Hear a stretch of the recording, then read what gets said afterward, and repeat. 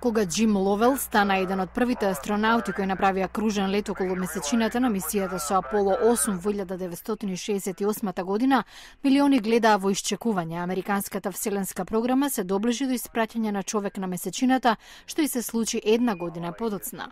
Памела Мелроу била меѓу инспирираните да стане астронаут. Таа беше начело на екипажот на Space Shuttle Discovery во 2007-та. Верувам дека Аполо инспирираше генерации студенти. Истото важи за Space Shuttle летовите.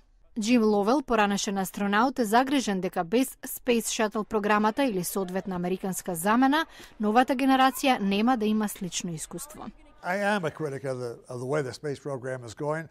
Критичен сум за насоката по која се движи вселенската програма, бидејќи таа беше голем дел од мојот живот и сакам да продолжи. Се плашам дека се ќе падне во вода.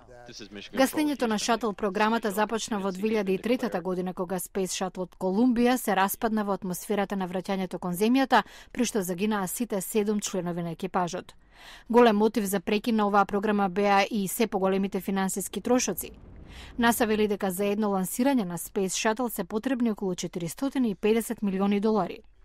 Председателот Барак Обама минатата година ја обелодени визијата за идни вселенски летови со човечки екипаж, што ќе значи стапнување на човек на Марс, но не и на месечината. За сега американските астронаути ќе зависат од рускиот Сојуз за да стигнат или заминат од меѓународната вселенска станица.